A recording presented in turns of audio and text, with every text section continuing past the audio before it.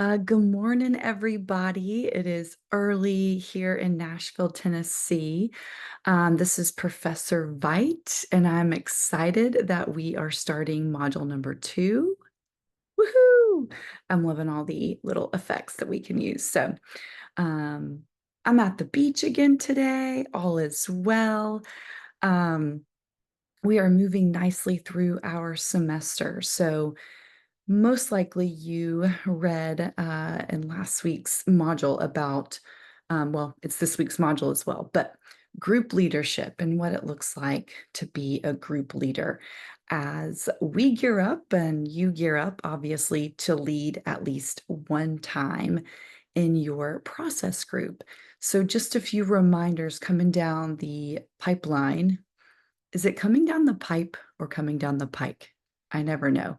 Anyway, coming at you is that first assignment, which is that leadership kind of self-assessment where you are going through that rubric, that inventory you've been giving, and just kind of looking at different ways that you've shown up as a leader or characteristics, what have you. So you can be going ahead and knocking that out. So it's an easy assignment.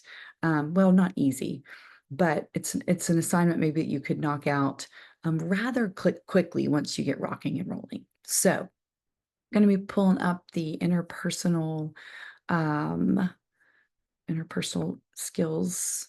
Let's see, PowerPoint, interpersonal learning. Sorry about that. So this is the Yalom Chapter 2. So this is the first time you have maybe open that large, beautiful coffee table book that, you know, I'm hoping you'll use other than a coffee table book. So please at least, scan these chapters, if not read them, but please read them if you ordered the book, especially. And hopefully you did. It is required.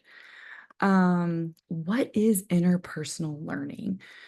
So, interpersonal learning is a combination of other factors such as insight, working through transference, and the corrective emotional experience. Um, Interpersonal learning is connected to the therapeutic relationship, both in a group and individuals, promotes authentic empathy, and centers the group therapist on effective group leadership. Okay, so connecting to the therapeutic relationship, the promotion of authentic empathy, and centering the group therapist on effective group leadership. The importance of interpersonal relationships. We know that humans do not exist in a vacuum. Our relationships are characterized by intense and oftentimes persistent relationships. Attachments in early life can shape our capacity to recognize and manage emotions and then build on future relationships. Secure attachments promote resilience. Okay. Early adversity may promote some lifelong vulnerabilities. So, if you've ever studied attachment theory, attachment disorders, we know that it can shape our capacity to be and to exist in relationships and how we show up emotionally. The importance of interpersonal relationships. We are genetically wired for attachment. Okay, so starting with the parent infant attachment. We live in a relational matrix where we can only be comprehended within our relationships, whatever those look like. The interconnection of the mind and the brain and the interpersonal relationships can be a large detriment of our overall health, including self-integration and self-regulation. So, understanding the relational and the biological helps us better connect to our clients, which in turn allows them to have their emotional needs met and normalized without judgment. We are built for connection. Okay, we are built for connection. Yalom says it. Other famous theorists say that we are built for connection. Social isolation is a risk factor for many things, including serious illness and mortality. Wow. Thinking back to COVID and all of the social isolation that occurred um, for everybody. Um, not even even if you were living with other individuals, if you were used to some sort of social connection outside of maybe your household, then we saw moods change. We saw the decline of relationships, knowing we are built for connection. Our personality is often the product of interaction with those close to us. We want, this is really important, others to hold us in a positive regard. And that can be part of the group process, is that fear of exposure. If I show up and I am who I really am, will people think differently of me? Group therapy allows its participants to see that they are not alone, often hearing similar stories or things they can relate to. We never outgrow the need for meaningful connectedness. Parataxic distortions. These are errors in how we view others. We have an inclination to distort our perception of others. Sometimes we want people to act how we, in our own mind, feel or think they should act. This can occur in groups where members distort their view of the group therapist, similar to transference, but also other group members. And we're going to be talking about transference and countertransference later in the semester. Transference, it can occur when we distort our view of past relationships, how we saw ourselves, how we saw our partners, our spouses, what have you. Transference distortions occur from deeply held memories of early interactional experiences, often those that helped us construct attachment patterns. We have a schema that we operate from, consisting of our beliefs about ourselves, the way we understand relationships, and then the behaviors that occur from that, both ours and the ones elicited from others. These tend to have self-fulfilling prophecy effects. If someone thinks another person may perceive them poorly, they may act in a way that the person does actually perceive them poorly. Does that make sense? So that self-fulfilling prophecy that maybe you've heard of in different ways, but if you act a certain way, based on, how you might think someone perceives you, um, they did that make any sense? Uh, if someone thinks another person may perceive them poorly, they may act in a way that the person does actually perceive them poorly. Changing our distortions. Isolation can be a powerful demotivator. These can be modified through consensual validation, comparing interpersonal evaluation with those of others, the therapeutic process, the steps involved in engaging groups. Improving our interpersonal communication can be key. And again, groups give a good time to practice that skill. So a lot of what we're asking our members to do when they show up is to practice. Changing our distortions to more thoroughly engage in interpersonal relationships becomes key to our mental well-being and our overall connectedness. Group members are not indifferent toward one another and often have a long-lasting impact on others' lives.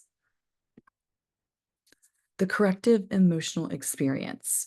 We're going to be talking a little bit more about that when we get to therapeutic factors, but this is to expose the participant, the group member, under more favorable circumstances to those past emotional situations that were not handled in the past.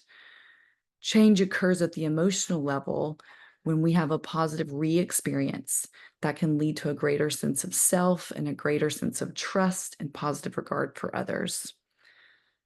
When this occurs in the group, Yalom says it can be more powerful than it in occurring in individual therapy, as group members are viewed as peers, where therapists are viewed as having a greater sense of power.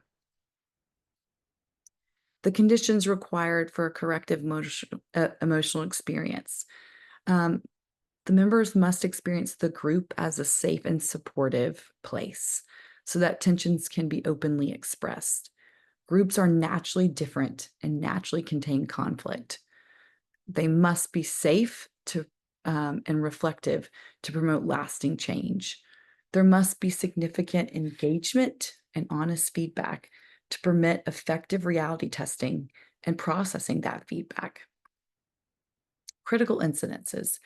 So if you have reviewed the proposed critical incident in Chapter 2, hopefully this will make sense. So hopefully you've read it.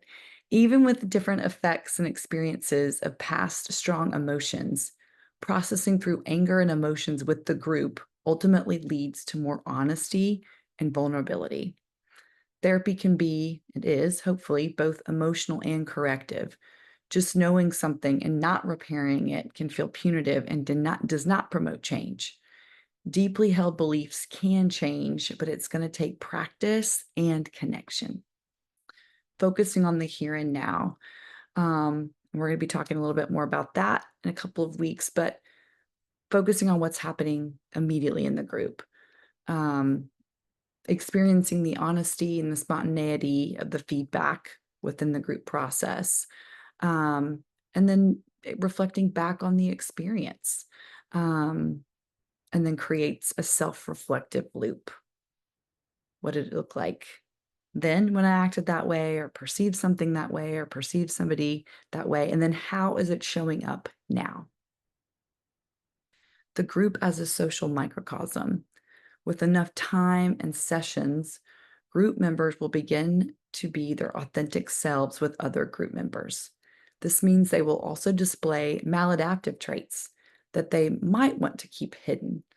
Those behaviors become visible over time and we're unable to be hidden because it is often outside the scope of our awareness. Feedback can be received based on the current behaviors. Interpersonal styles can be different, and that can be part of what causes friction and perhaps confrontation and conflict. The group as a social microcosm continued. There's little need for our clients to describe their pathology unless there is the group is specifically for diagnosis and pathology, just kind of going through the different criteria, because it will show up in the group process. Any client description of a problem is their perception. A map is not the territory. Your job is to help the group be a well-functioning social microcosm. The group needs feedback that is clear and usable. And again, oftentimes that's your task as a leader. That's our task as a leader.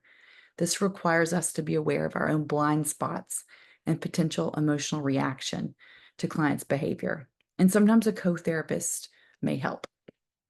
Yalom suggests the new therapists embark on a lifelong journey of self-exploration. Again, we're going to be talking a little bit more about transference later down the line. And overall insight. When a person or an individual group member discovers something important about oneself. But we can recognize transference in relationships and develop insight into their patterns of behavior. We're going to be able to make changes to improve upon relationships. Stop the sharing here. All right. That felt quick. That felt brief. Yeah, that was kind of a short chapter, short lecture. We're going to be diving into again, it's going to get more and more. I can tell that it's early and I've had no coffee. So if that felt kind of random, it felt kind of random to me, but sort of sporadic content here and there. But I hope you have a great week. If you are in one of my sections, let me know if you have any questions. If you are in another section, let your professor know if you have any questions. And after this PowerPoint, the content and the presentation is going to get better. So I hope you have a wonderful week.